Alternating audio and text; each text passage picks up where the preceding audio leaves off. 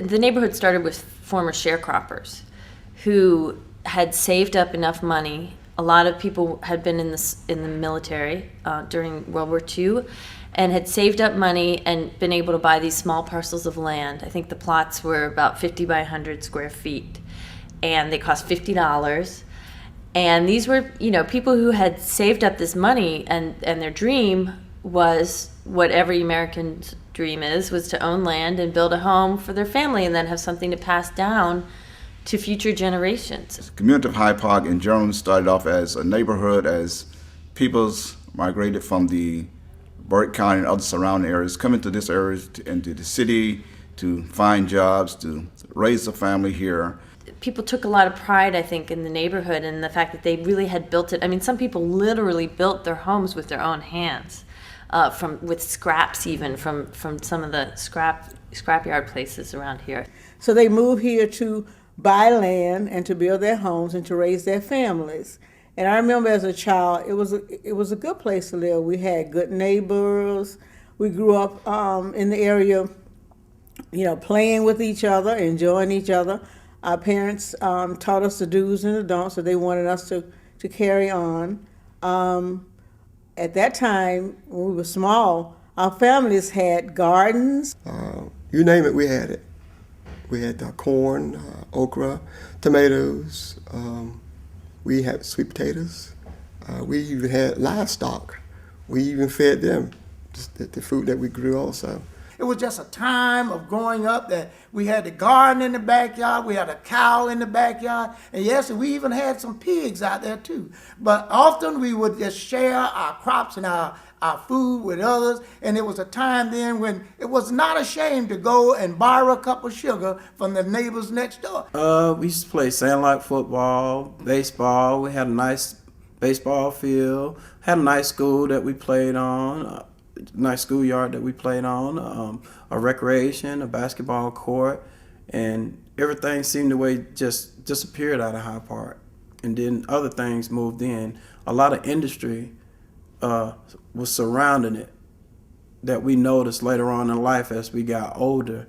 But we felt we were safe, but we didn't understand that it was possibly some dangers in those industries that were surrounding our neighborhood.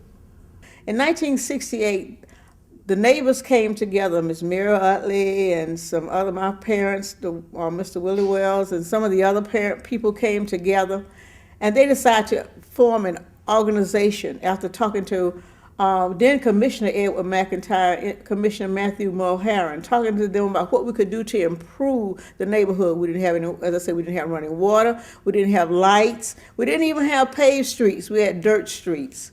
And so they came together and formed the Hyde Park and Ogden Park Improvement Committee. And that goal of that was to help this place to be a better place for people to live. It took us about to the 80s to get into contamination, really fight. We found out that Southernwood Piedmont was being made a Superfund area and how dangerous the chemicals were that were surrounding us. Shortly after I got here, a group of people from the Hyde Park community came to see me with complaints of health problems from environmental issues. The feelings were that they were being poisoned by toxins from some of the plants out there, and specifically they were concerned about Southernwood Piedmont plant. After a series of meetings, I was convinced that there was something going on out there that needed to be investigated. When I started looking into the problem, I was summoned by the governor to chair a committee, a task force, to look into this problem. At that time, it was Governor Zell Miller.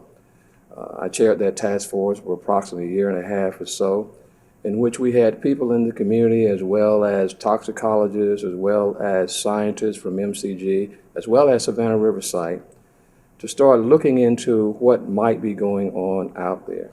And I was looking at some testings, and there were like 100 and, I think in my parents' yard, it was 90 parts per million contamination. And Ms. Johnny Mae Brown, I think it was 170 parts per million. And then we could come to understand how dangerous that was. So we formed this group and we fought. We demonstrated. We went to commissioners' meetings. We did all those kinds of things to try to improve our neighborhood and to help us to get out of this situation. I had to do some history studies and determine where did this start and when did it start. And Southernwood Piedmont was the original contaminator of this area. And they began in 1928 is when they began their operation as a wood preserving plant. They made telephone poles. And so in 1988, they were ordered to shut down. And when they were ordered to shut the plant down, they were also ordered to clean up. And they began to clean up in targeted areas of the community. And then there were some areas that they considered hot spots, and some areas that just were low levels of contaminants found. But the whole community was affected by these contaminants. When something like this happens to a community, it can rip it apart.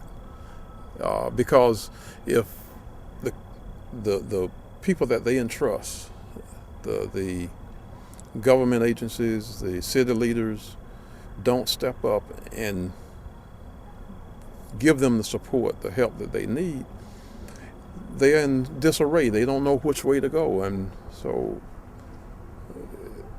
it can tear a community up. And I think that's part of what we see. Now, I won't say part, I think that is what we see, because the location of this community is perfectly located for a person to want to live.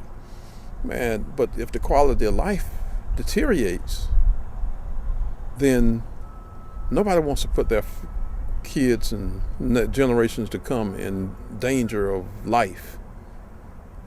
They found the first contamination that we knew of in the area of Clary Jenkins School, and that was very disturbing because we had no idea that we were living in a contaminated area. They told us once to not let the children play in the ditches, but 10, 12, 15 years old children, you can't keep them out of the ditch. You could tell them, but when they out by themselves, you don't know what they're doing. When they posted the signs, no cleaning the ditches, no playing in the ditches, those signs were stated just like that. Children, do not play in the ditches. Do not grow your gardens, and do not walk by the ditches or something to that nature. But anyway, they was posted not to play in the ditches. Kids gonna be kids. When you buy property with a little land, you buy it so your kid can play, and that's what they did. They played in the yard and even in the ditches. I think what we really need is just to know the truth, negative or positive. As long as we know the truth and state the facts clearly and plainly where everyone could understand, I think that, we'll get on one agreement and then we could solve the problem. I've been looking into this for several years now before I became a commissioner, and I saw that the lack of trust that the community had for the local leaders and the state leaders and federal leaders, and just something that didn't sit well with me. And so when I became a commissioner here, it was something that I knew I was going to have to take on, and I was willing to tackle it unbiasedly, because I knew that it was something there that somebody wasn't telling, and there was more to the story than meets the eye.